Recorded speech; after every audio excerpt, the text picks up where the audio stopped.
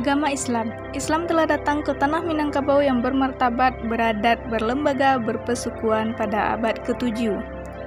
Agama Islam diterima dengan sangat baik oleh masyarakat.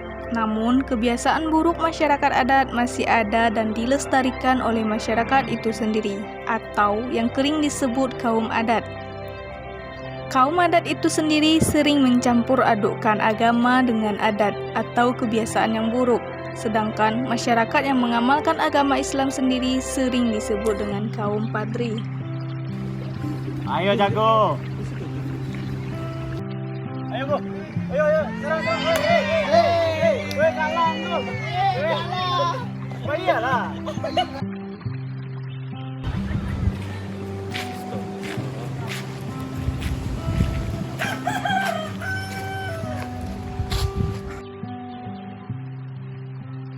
Alah, ikut tinggal dia.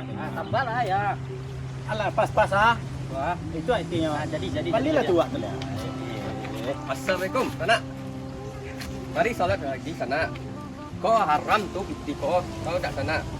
Mangalo dan yang uruslah solat amru. Kita tuh sholat tuh urusan dem sama Tuhan. Mangan satu-satu. Pelan sini. Apa jaga pelan. Sembayangnya.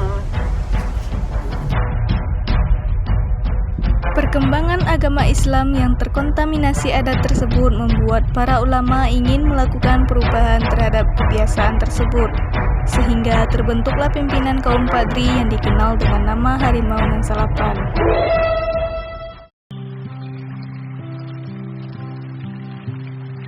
Sanak-sanak sadonyo, perlu awak ingatkan sekali lagi yo. Untuk awak sebagai umat Islam ko, yo harus tagak pada Tuhan yang satu, Tuhan Allah Subhanahu Wa Taala. Assalamualaikum. Waalaikumsalam warahmatullahi wabarakatuh. Jadi bah caranya lain tuh. Kalau menurut awak yo, kalau kayak ini dulu, biarlah awak penunjukkan dulu sama Sultan Arifin. Biar awak tentukan harinya, waktunya, awak ajarlah sana-sana misalnya untuk menunjukkan harinya.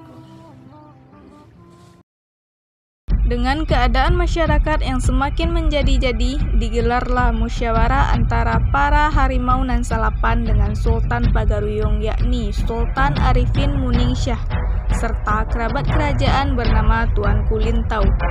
Namun Sultan Arifin tampaknya enggan untuk meninggalkan kebiasaan yang telah dijalankan sejak dahulu itu, walaupun hal tersebut salah.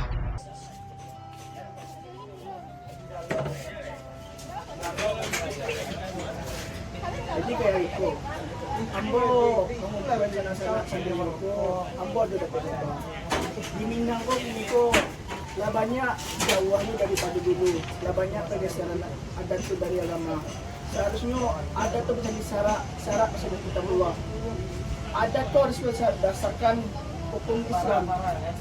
Awak lihat sana-sana kok banyak penyelewengannya, seperti adu-aduan, kemudian Weh, nak bisa dah, ada tidur badan tu. Ada romo, itu ada kami bisa di badan.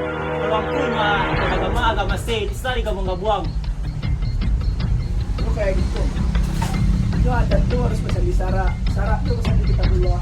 Tak bisa aku mengubah sesuai dengan aturan-aturan dari yang dulu. Bisa dong, Bu. Kau adik kami, kau tradisi kami. Aku campur aja agama, mana bisa? Sembarang pula leh. Lama yang pula. Musyawarah yang dilakukan antara Harimau Nan Salapan dengan Sultan Pagaruyung tersebut tampaknya tidak membuahkan hasil yang memuaskan. Kendati demikian, tindakan kaum adat semakin menjadi-jadi, dari berjudi, sabung ayam, dan minum minuman keras. Dengan niat menegakkan agama Islam, Harimau Nan Salapan memimpin kaum padri untuk menyerang kaum adat di Pagaruyung pada tahun 1815.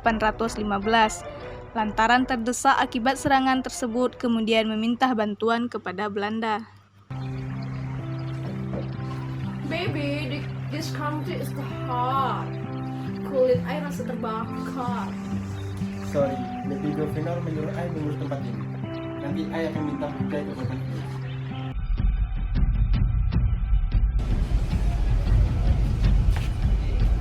Misi Tuan.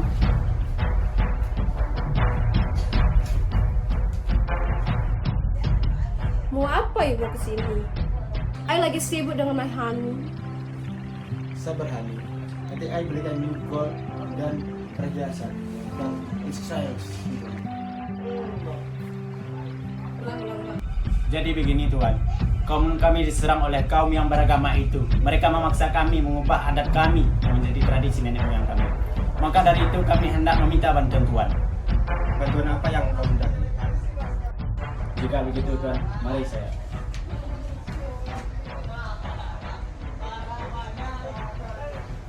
Baiklah. Terima kasih Tuhan. Kalau begitu saya untuk pamit. Dengan perselisihan yang makin intens dan memanas, perseteruan kaum adat dan kaum Padri semakin keras. Puncaknya pada tahun 1815, kaum adat mengalami kekalahan akibat diserang kaum Padri di Pagaruyung. Sehingga kaum adat pun meminta bantuan ke Belanda pada tahun 1821. Jangan takut sanak-sanak semuanya. Mari kita serang. Allahu Akbar.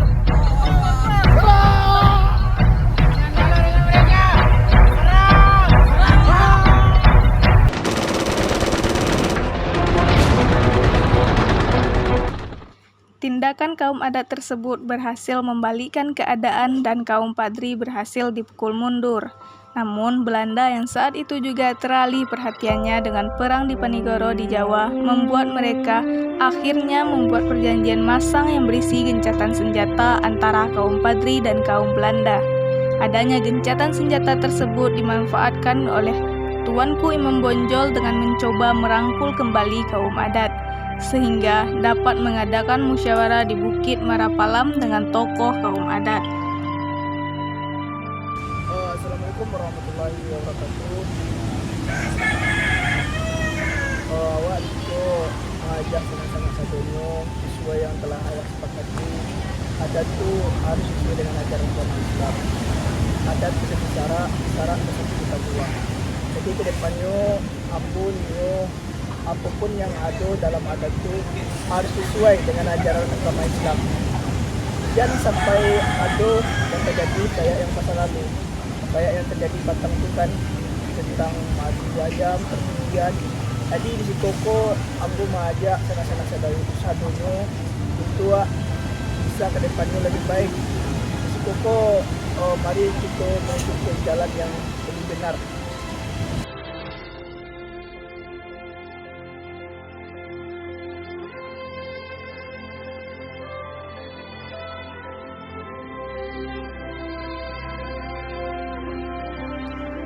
Dengan demikian, maka berakhirlah perseteruan antara kaum adat dan kaum Padri, dan Islam berkembang pesat pada masyarakat secara masif. Masyarakat Minangkabau menggunakan fondasi agama dalam setiap nafas kehidupannya. Dalam perkembangannya, Islam pun menjadi dasar masyarakat Minangkabau, baik dalam kehidupan maupun melawan penjajah di masa setelahnya.